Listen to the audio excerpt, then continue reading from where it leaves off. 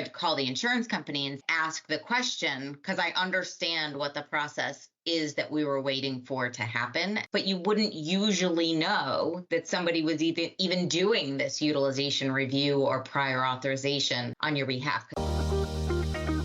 Welcome to Under the Coverage. During each episode, we interview people, sometimes it's just each other, who spend their working days focused on health benefits and health care. As consumers, we want the same thing you do. We want the entire system to be less complicated. Our guests share insights about how they navigate healthcare and the health benefit systems. I'm Jolene Myers. And I'm Sara Flusky. And we're ready to lament, complain, empathize, and maybe help a few people. Welcome back, Jolene. Season 3, Episode 2. And today we're going to geek out a little bit about the project that we worked on last year, our very favorite glossary of terms. So one of the things that's difficult to learn in any industry or any job is all of the acronyms. And I mean, forget work. People LOL and BRB to me on my phone all the time. So I feel like you can't get rid of acronyms. You cannot get away from them. But for us, I think you and I see industry terms that we use at work, but we don't know all of them and we're still learning. So by the end of the episode, we're going to ask listeners to take a look at the glossary of terms that we have, and they can email us at podcast@novahealthcare.com.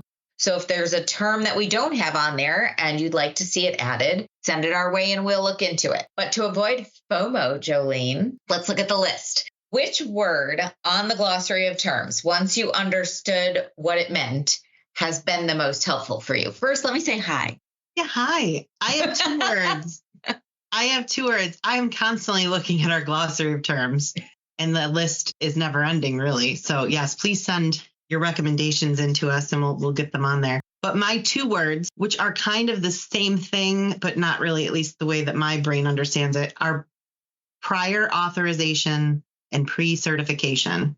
Oh, yes. So the way that my brain processes that, so if you need any kind of service done, a prior authorization is about getting approval for specific treatments or meds. Pre-cert is about giving a heads up, notifying and confirming coverage for more extensive medical services. So some things require prior authorization. The provider does that, and pre-cert is the responsibility of the member.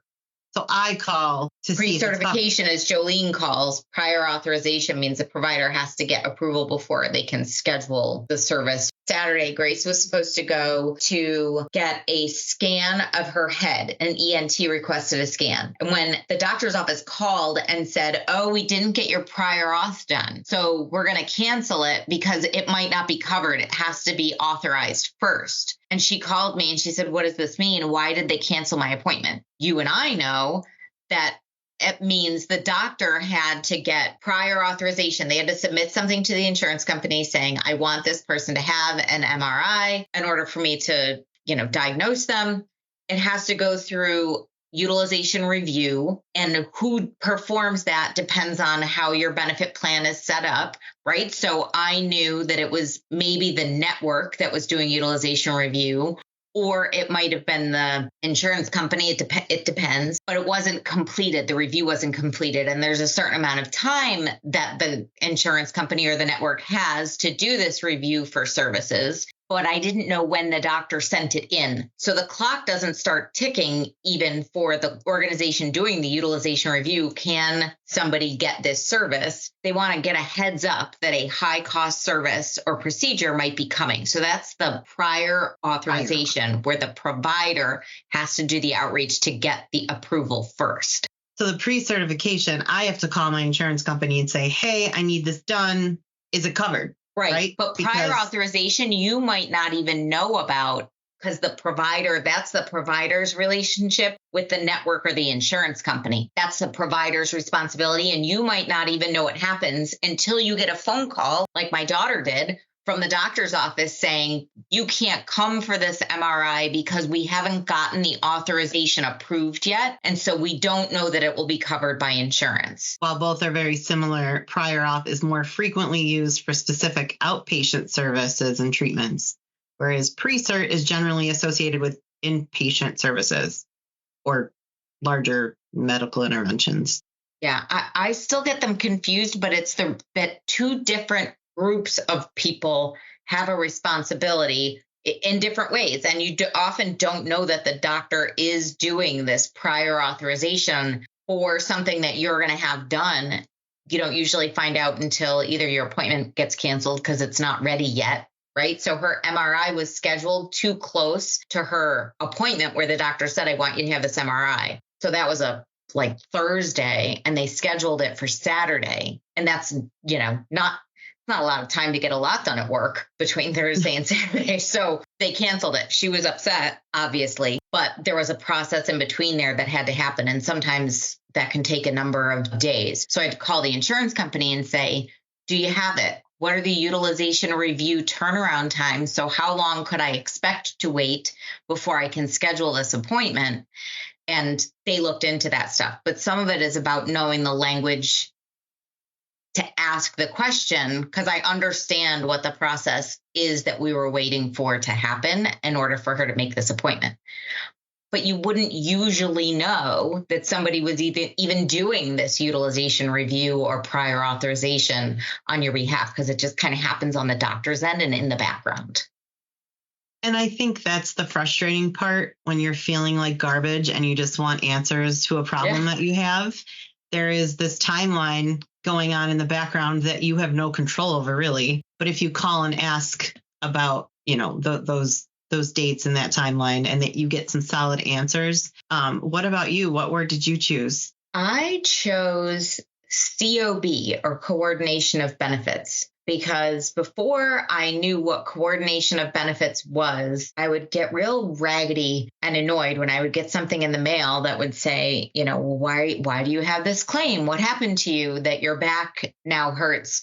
Clearly, you were either involved in a car accident, fell off a ladder, or something traumatic happened. And I thought, well, no, really, I'm just getting older.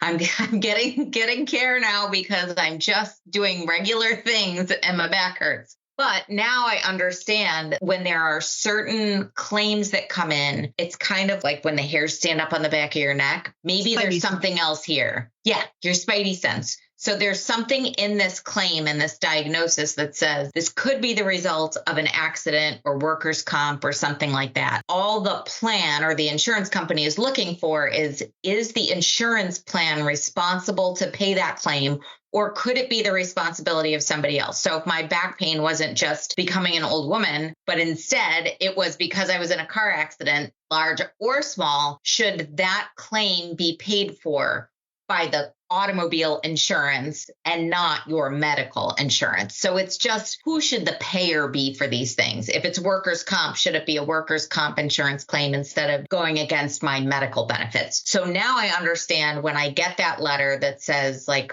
what did you do? What happened?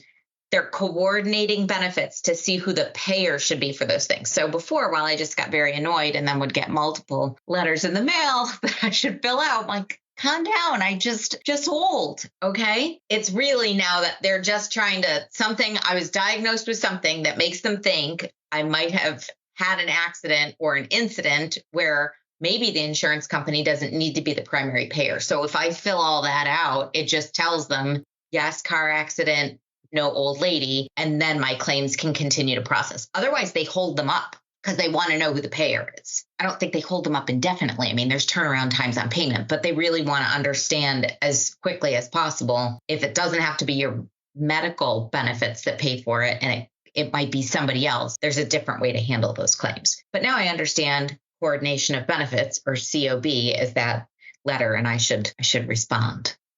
So I do. And always call the insurance company. Yeah. We say that once. We say that at least once per episode, right? Yes. So we've got an online glossary with, as of today, I think there's 50 plus terms on there. Yeah. It's always looking to add. There's always new acronyms to learn, or timelines to understand, or anything. What else? They can email us, podcast@novahealthcare.com. Send us a word and we'll look into it. We'll see what we can add. Always something to look at. Always more to learn. Mm-hmm. Thank you. Thanks. This podcast was brought to you by Nova Healthcare Administrators. Do you have a question or a situation you'd like advice about? You can find us on Twitter at UNDR-the-coverage. If you're into email, you can reach us at podcast@novahealthcare.com. Don't forget to leave a review, give us a like, or subscribe, but more importantly, share. We'll find the insiders. You share it with the outsiders.